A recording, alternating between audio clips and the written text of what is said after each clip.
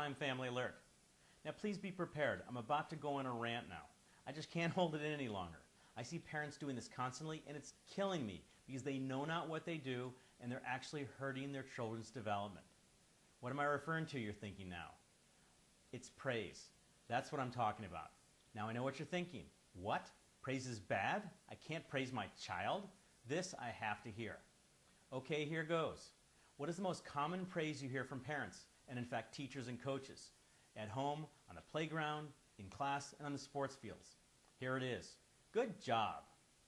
Good job and other variants such as way to go, nice job, and that's great have become knee-jerk reactions from parents whenever their kids do something worthy of accomplishment. If I had $1 for every time I hear that, I would be a rich man today. So what's the problem with good job? Well, it's lazy praise, it's worthless praise, and it could be harmful praise. It has no value to children, yet parents have been brainwashed into thinking that it will build their children's self-esteem. It's also the expedient and easy thing to say for parents. Let's start with the purpose of praise: to encourage children to continue to engage in positive behaviors that produce positive outcomes. Now you can start to see the problems with good job. First, it lacks specificity. It doesn't tell children what precisely they did well, and without that information they can't know exactly what they should do in the future to get the same outcome. Second, good job focuses on the outcome rather than the process. If you're going to be lazy with your praise, at least say good effort, because it focuses the children on what they need to do a good job.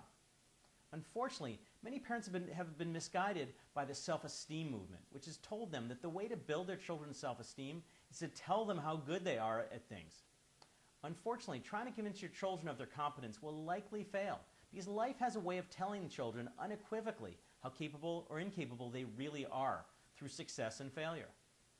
The reality is that children don't need to be told good job when they've done something well. It's self-evident. They know they've done well. They do need to be told, though, why they did well so they can replicate that behavior in the future to get the same positive outcome. Research has shown that how you praise your children has a powerful influence on their development.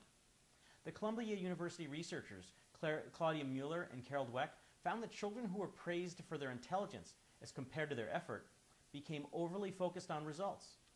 Following a failure, these same children persisted less, showed less enjoyment, attributed their failure to a lack of ability, which they didn't believe they could change, and performed poorly in future achievement efforts. Says Dweck, quote, praising children for intelligence makes them fear difficulty because they begin to equate failure with stupidity, unquote. Too much praise of any sort can also be unhealthy. Researchers found that students who were lavished with praise were more cautious in their responses to questions, had less confidence in their answers, were less persistent in difficult assignments, and less willing to share their ideas.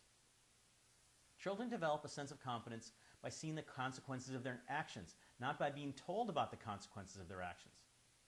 The researchers I just mentioned, Mueller and Dweck, found that children who were praised for their effort showed more interest in learning, demonstrated greater persistence and more enjoyment, attributed their failure to lack of effort, which they believed they could change, and performed well in subsequent achievement activities. Rewarding effort also encouraged them to work harder and to seek out new challenges. Based on these findings, you should avoid praising your children about areas over which they have no control. This includes any innate or unalterable ability, such as intelligence, physical attractiveness, or physical or artistic gifts. You should direct your praise to areas over which your children do have control: their effort, attitude, responsibility, commitment, discipline, focus, decision-making, compassion, generosity, respect. The list goes on and on. You should look at exactly why your children did something well and specifically praise those areas. For example, you worked so hard preparing for this test. You were so focused during the entire tennis match. And you were so generous sharing with your sister. Particularly with young children, you don't need to praise them at all. The best thing you can do is simply highlight what they did. For example, if your young child just climbed a playground ladder for the first time alone, just say, you climbed that ladder by yourself. Their smile of pride will tell you that they got the message that you wanted them to get, namely, I did it. Nothing more needs to be said.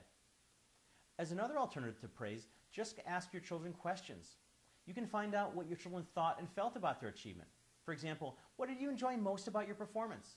Or how did you feel about what you just did? Allow your children to decide for themselves how they feel about their accomplishments. Enable them to reward themselves for their good actions and encourage them to internalize what they observed about their own achievement efforts. Or you could really go out on a limb and don't say anything at all to your children. As I just mentioned, kids know when they did well. By letting them to come to this realization on their own, they learn to reinforce themselves and they don't become praise junkies, dependent upon you for how they feel about their accomplishments and their efforts. Here's my challenge to you. First, next time you're at the playground or a youth sports competition, take note of what parents say to their children. I'll bet you hear "good job" or some variation constantly. Next, monitor what you say to your children in the same situations. Then, erase "good job" from your vocabulary. We've already established how worthless it is. Finally, start to praise your children in the healthy ways I just described. And when you've finally broken yourself of the "good job" habit, you can then pat yourself on the back and tell yourself, "Good job." I'm Dr. Jim Taylor for Prime Family Alert.